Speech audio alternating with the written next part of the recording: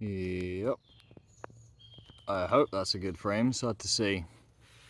Hello and welcome. My name is Seth. This is Sweet Chariot, and today is a good day because I'm in the woods.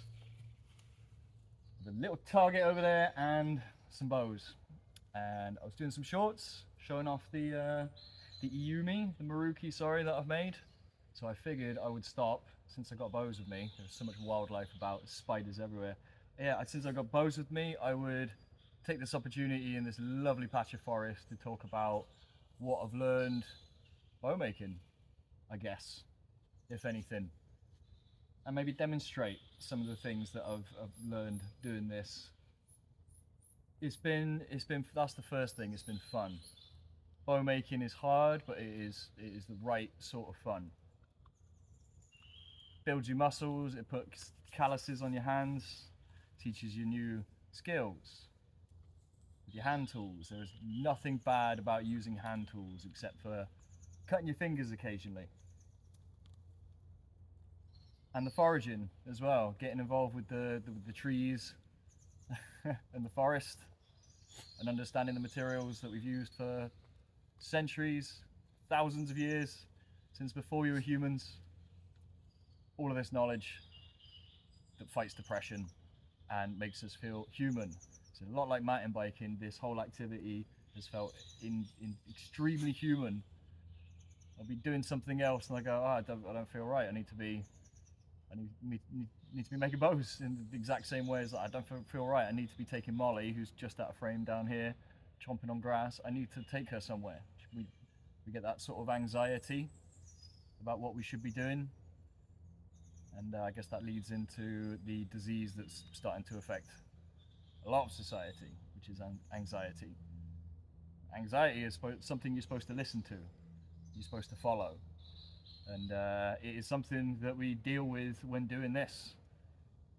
The entire process is a bit audacious. You're asking a piece of wood to bend a lot, and then you're trying to get it to perform and be a bow, and that's a lot to ask of a piece of wood, and it's likely to not want to do that for you. I've had that happen a lot in this learning process. So I guess that's where we've ended up is not breaking pieces of wood. So here are some of my non-broken pieces of wood as I'm getting eaten by little midges and things. And well, I'm proud of where I've ended up, but I've still got a bit of a dilemma to account for, demonstrated by Saxon here. I can take you through my little journey just by unstringing this guy and showing you what it is you're supposed to do. Right, now this is what we call a deflex bow. This is back set. It should look more like that. So, I'll put this one up online to sell, in fact, and someone took the time to message me and say, I would never buy that, it looks like it's been made by a child. Back set, rubbish. And someone else commented on a video saying the whole channel is a bunch of backset misinformation. So I did take that to heart. I didn't just go, meh, my bows work and that's that. I have taken that to heart, and I understood. I understood when I was entering into this. I had no background in archery at all. I was just trying to make these pieces of yew, maybe shoot an arrow. I hear you can make a bow out of yew, was what I thought, and I found a yew tree. So upgrade myself from making shillelagh walking sticks. I said, right, I'll give a bow a go. And these are definitely the first, that's number 9. I'll show you in a minute. Agent's number 9. So the first 8 I made definitely have this back set nature. So yeah, take note of that shape of Saxon here. Now this is much more like what you're after. It's still got a wee bit of back set. You can see how much straighter from the handle it is. I'll string this one up in a second. But this one is a good comparison to this one because they are the same length. So I'm not in a good frame here. I haven't got a proper camera to work with. So here's where the engineering started to happen. I realized quite soon on that your energy, your arrow speed and your stored energy comes from front set limbs like this. Flat to the handle or farther forwards if you can. So this one are sort of comparable, except that this one is 50 pounds and this one is 27 pounds. You can see by the amount of material on the bow, it is something like that. We've got something like twice the amount of material. And this is the me trying to get farther forward of the handle again. And this one I think is coming even lighter. This one's closer to 25 or 20 pounds. But there's another thing here. There's another element to this whole design. So why would you? Well, I'll demonstrate why I started asking why you would try and get it front set by shooting an arrow at my little target over there. In the hazel.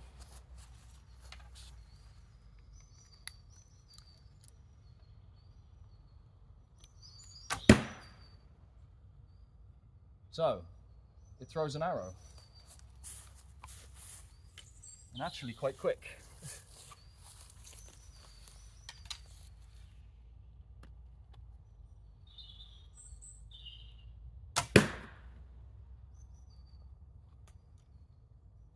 So here's the dilemma I've had.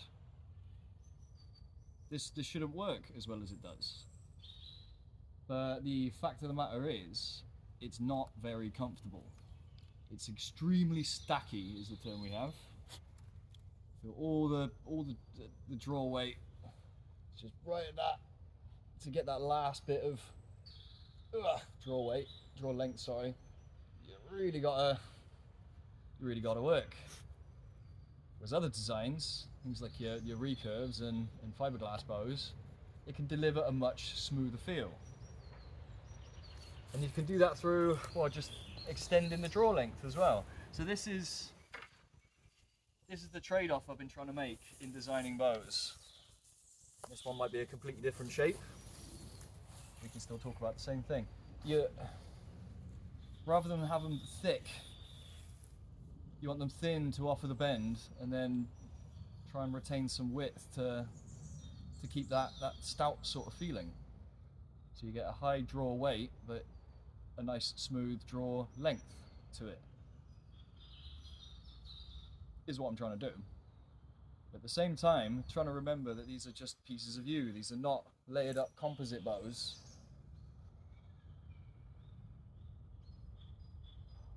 They're extremely strong and consistent.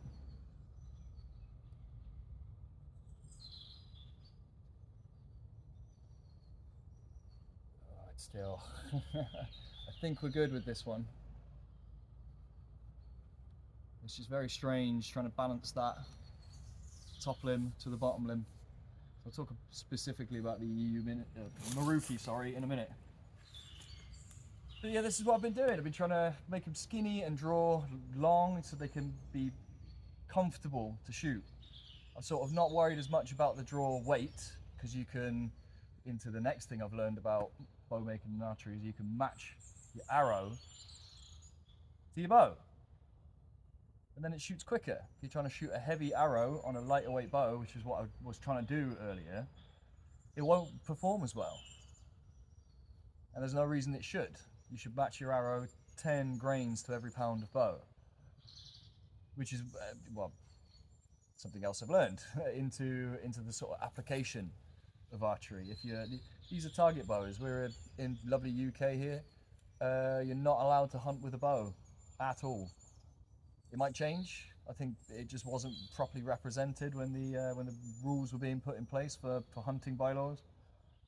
But yeah, you're not allowed to at all. So what we can use bows for is target shooting, which is what these are perfect for. So yeah, a lighter weight bow, you're only trying to put an arrow in a target. If you're using it for hunting purposes, you need to be rocking a broadhead on the end of your arrow. And if we're talking 10 grains for every pound of bow, so Molly's just cotching out on the moss, having a lovely time. If you're talking 10 grains for every pound of bow, and you're having to rock a broadhead on your arrow, that is going to make your arrow heavier. So you're going to need a minimum weight of minimum draw weight for your bow to be able to handle that weight of arrow for that application. And then of course, going up again into war bows, if you're adding a bodkin point or a heavy armor piercing tip, which is going to be naturally heavier than a broadhead, you need a heavier arrow again. And in order to fire that, sorry, stop. Stay there, please. No. Stop. Shh. They're allowed to walk in the forest too. So that naturally means that you need a more powerful bow. And in war application, you're having to put the arrow way over there at the enemy, all the way over there. So you need an outrageously heavy powered bow, heavy draw weight bow, which is not what we're doing. At some point I'd like to get there, but it felt like to me when I was first making these, it's like, right, okay, I've made a quite a heavyweight bow, but what I now need to do is learn the dynamics, sort of the proper geometry of it, how you make it shoot well rather than just powerfully, which is where I ended up with this beautiful sucker here. Should I string it up? I think I probably should. Ooh, was it that string or this string? Let's try that string. I have a feeling the knocking point works better on that one. Yeah, this is Agent. I was particularly nervous about this one because it had its one-piece carved handle. And I was also pushing my abilities in terms of tillering things properly. Making the limbs thinner.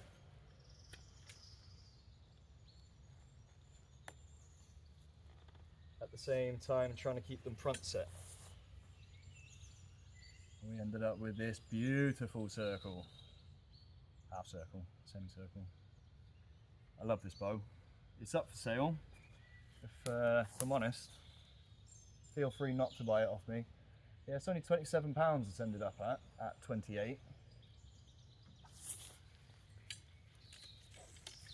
Let's shoot one of my 340 grain hazel arrows. This is hazel here. There's probably a couple of bow logs on here, but we won't be taking anything. What was it here? I don't think that's the right knocking point. We'll give it a go though. No, it's definitely not the right knocking point.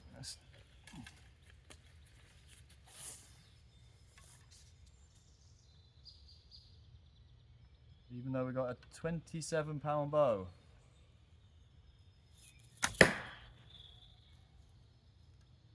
No slouch. That flew really good as well. I sent my third hazel arrow to my second bow customer. That'll do for now. So yeah, that's Agent. And it doesn't bother me at the minute that these are lower poundage bows, because they are definitely starting to shoot better. But now what I'd like to do is make them heavier. This is sort of what I was trying to achieve with this Maruki here. I haven't given it a name yet. I hope I got a nice frame after putting all this talking in. Let's show the tiller on this.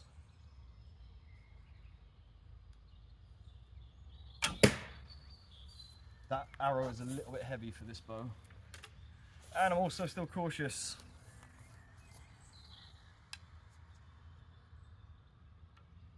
Really need to hit full draw length with it. Yeah, with the lightweight arrow, that'd been decent. Yeah, the arrow speed numbers have been a little bit, you can end up chasing those. You're right, it's not a bow unless it hits 170 feet per second or something. Yeah, you got to be up around the £50 range to do that. I haven't actually speed tested this one. Sped test this one, and the most it got through the it wasn't done when I speed tested it. It did 146 feet per second with, once again, an arrow that was slightly too heavy for it. So these bits of wood can do this. You sort of have to manage your expectation. I guess that's another good thing to mention. Saxon and Agent there are both Pacific yew, I'm pretty sure. This one and that one over there, I think, are common yew, fast growing yew. So I cannot expect these to perform as well as those, even though it's just very slightly more dense, I think, is what it is. Fast growing is going to grow fast, isn't it? The rings are going to be more spaced apart, the growth rings, and it won't be as dense. And that is, yeah, definitely been demonstrated here. They are not heavy draw weight bows. Smooth. You could. Here's the thing. You're trying to learn. If you're trying to learn technique, that right there is a bad bow to start out on. It's going to teach you bad habits. I've got around to shooting it quite well. I'm dialing the arrow to it as well. It likes one of my hazel arrows. It likes particularly well, just dead straight. Let's scoop a Dryad here. This dainty little flat bow. This is what I'm talking about. You remember the I'll unstring Saxon and put it next to this one. I just remember the shape. It's easy to unstring as well.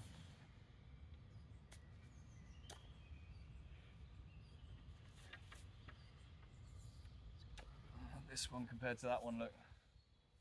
Oh, no, not that one. And that one. Yeah, this is what we're after. This is where I started. But you saw this shoot an arrow.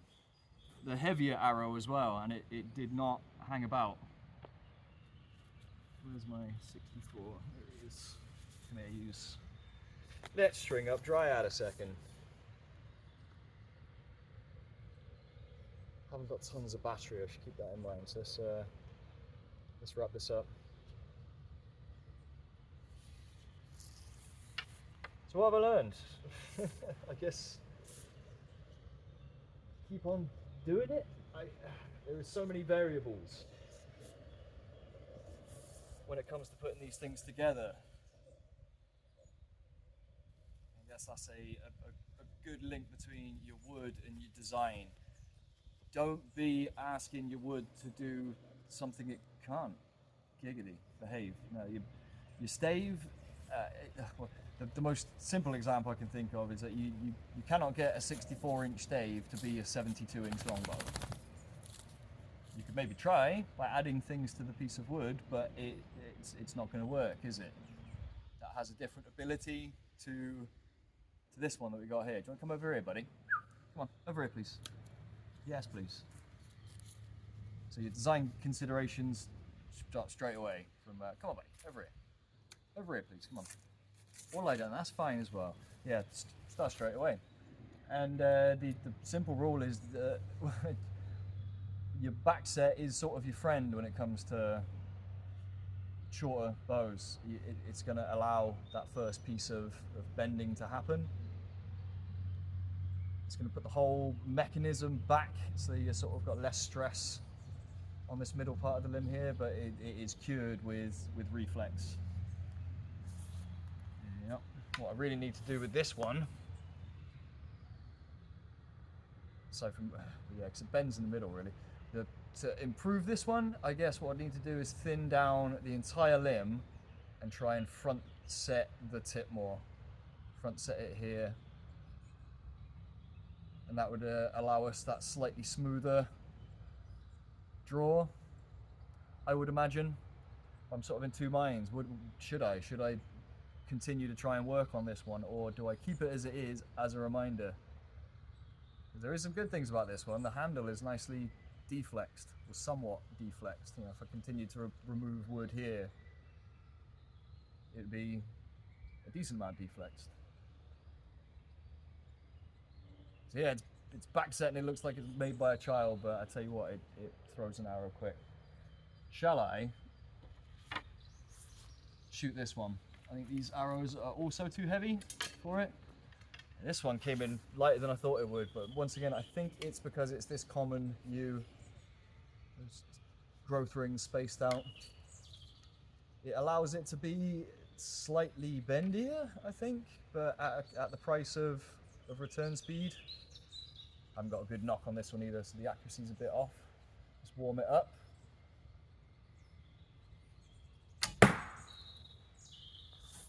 Say not full draw. I'm in the forest, literally in the forest. Let's see if I can give it full draw, huh? Not terrible. You're talking about competing with a fiberglass bow, or even a bow that was made from a piece of wood that was cured properly. These aren't going to compete. That is something I should definitely talk about. This was from trees that had spent a decent amount of time dead outside. Now, yew does not rot quickly, but it does rot. And of course, curing out in the wet like that is just that it might not, but there's a good chance that it won't cure as well as wood that's been cut green and taken inside. Decent chance, you have to assume. It's one of these variables, you know, including your string choice and your shape choice, your width to length to power choice, the amount of material you've managed to retain in these yew bows. I think with ash and hazel and more orderly woods, you can have a better idea of the exact bow weight that you're trying to aim for. But with yew, you don't really know what it's giving you until you get underneath it and see what you've got. That one's a little bit lighter. I'll segue into another thing that I've learned, the different types of shooting, thumb shooting here. So I was 3 finger under with the European style bow. Thumb shooting's great. I think it's encouraged me to make these lighter weight draw because you're doing it all on your thumb, and because you do have a slightly longer draw length, maybe 28 to 29 inches on these. It's just a quick bow. At least the recurves are the recurve thumb drawing bows. These are also. I'll get the proper weighted arrows for this, and I'll throw those.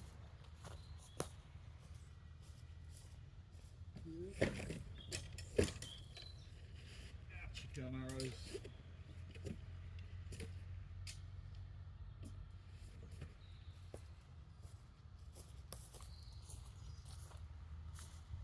Yeah, the thumb drawing I think that's been a big part of what's drawn me to, or pushed me towards making lower poundage bows. Yeah, definitely with the Maruki as well. First I was trying to make an Iumi, which is, you know, a really long drawing bow. But then I realised you could just make the same design but shorter drawing, so you're less likely to make it snap. Yeah, that was a bit audacious, trying to do what bamboo can do with just a yew branch. I said, oh, it's working really well. I'll just keep on asking more of it and asking more of it, trying to get it all the way back here, and then I snapped it like an idiot. At the same time, asking it to shoot arrows that were too heavy for it. It's a really important thing to remember. If you're making bows, be shooting arrows that are weighted for it properly. You're going to get a much better idea of what it's actually doing. I guess that's a good way to get seduced by the arrow speed equation. It needs to be faster, it needs to be faster. Nah, it needs to work. It needs to be comfortable. If it's not comfortable, then it won't be accurate. It's something I've noticed in the making of these.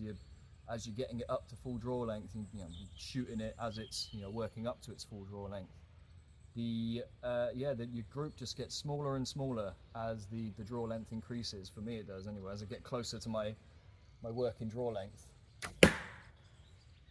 because you're able to get your elbow back and everything lined up properly, and it starts to work. It starts to work right.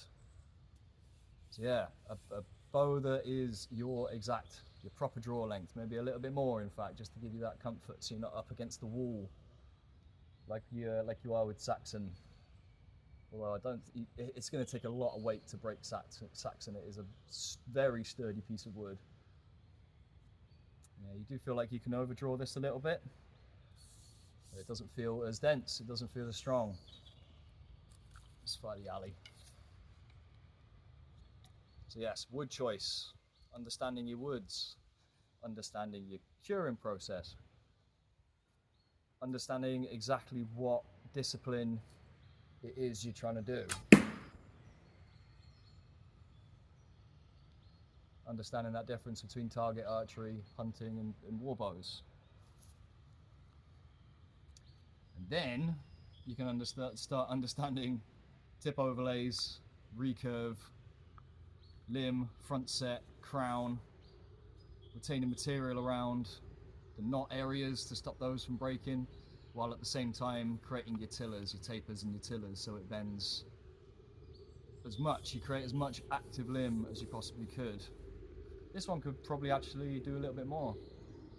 I think it does stop around here, but we're low on draw weight and good on arrow speed. So she works. If you're looking for a 50-pound hunting bow, this is not it.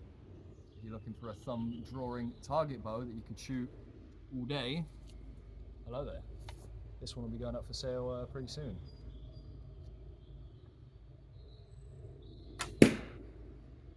Just need to make sure it's shooting the right arrow.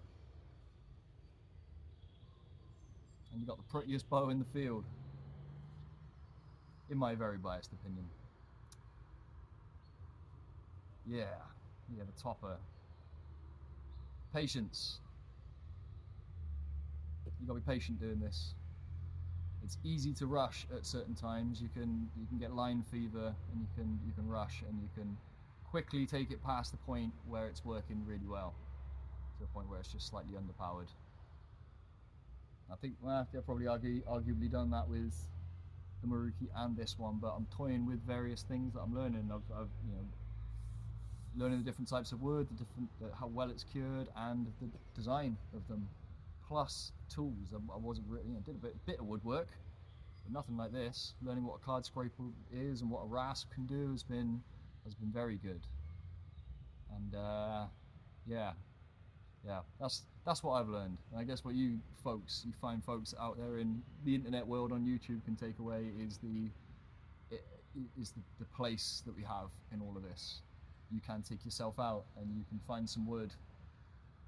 Firstly, you can learn some wood, learn the resources we have around us, understand them a little bit better, and then you can become involved with them, and you can learn how to turn this exact tree here, that pole right there, into something that could not only keep you entertained, keep your mind working, keep you fed, and keep you in shape as well. Archery is a great way, especially doing 3D archery. You go walk around a range, take your bow out.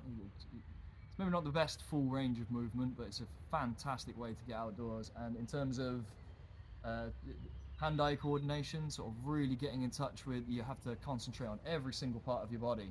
If you're looking for that'll be another thing I've learned doing this, is how to shoot, how to actually shoot the bow after making it. You have to be consistent. This is why I went ahead and made those 3 exactly the same hazel arrows at a lighter weight. Because if your equipment isn't consistent, then it won't be consistent. Well, you could give it consistent technique, and they won't be consistent. You might even know in a batch of arrows that you've bought, there might be 5 that work really well if you've taken the time to sort of examine them. Maybe the nocks are just that little bit looser or tighter. Carbon fiber, maybe the weave, that sheet was just that little bit more orderly. I saw a video of a guy who lost a carbon fiber arrow in his arm because there was one that was defective, and he could see it in the spine as well. When he was shooting the group of arrows, one would just always spine to the left or the right, and that one eventually ended up giving up. So yeah, getting in tune with all of these little things, not just your equipment, but of course your own consistency, making your body do the same thing again and again. It's not only the mental discipline, taking yourself out and doing a thing, it's disciplining your body, quite literally, to do a thing, and then understanding how you could do it better. You increase this whole thing has been doorways into different things, and not just the materials, maybe the food that you might find when you come out looking for bow wood, your pine resins, things like that, understanding the creatures that you might run into here. But then, yeah, something like flexibility. You have the, you could shoot your bow better if you have more flexible shoulder blades. So that's something you can take away and fill bits of spare time when you're not on YouTube. Get off YouTube. You've been on here too long. Use it right. Yeah, get off of YouTube and go stretch your shoulders. Do an hour of stretching rather than hour of sitting around doing nothing. It's that sort of thing that this inspires. And yeah, like I said, I had it with mountain biking to a degree, but this one is beautifully righteous. And one of the beefs I have with mountain biking is the large scale industry that goes along with it. It has to go along with it. Tire production and aluminium and carbon fiber and all of this thing, balancing this love of the outdoors with these products that are horrendous to produce, horrendous for the environment. However cool they are, however much of a fanboy I am, I can't really get away from that. I love my bike and I'm going to keep on running it as long as possible, and I'll probably buy a second-hand one to go, but yeah, that doesn't really cure the problems. But this, in a big way, does. It gets people understanding the forest, out in the forest, breathing in the anti-inflammatory nature of this air. There's so much to understand about this ecosystem, and mostly we just concrete over it or cover it in rubbish. So yeah, that's what I've learned making bows, and I hope you have too. I'm going to keep on doing this. I've got more bits of wood. I've gathered up a whole bunch. It was what I did with my time when I found that tree. Each time the dog needed to go out, I was like, right, we go there, I take a bow saw and I take another piece of the tree. I started getting anxious because the tree was just sat out there. It's like, right, well, I'm starting to realize it can make a really cool thing. And it sat out there rotting. So I used that anxiety to go and get a tree. And here now I am talking to people on YouTube about making bendy sticks. Fantastic bendy sticks. Right. Thanks again, everybody. I'm probably, if I've got any battery left, going to go and do a few more shorts shooting these bows out in the wild. And then I will see you in the Maruki build.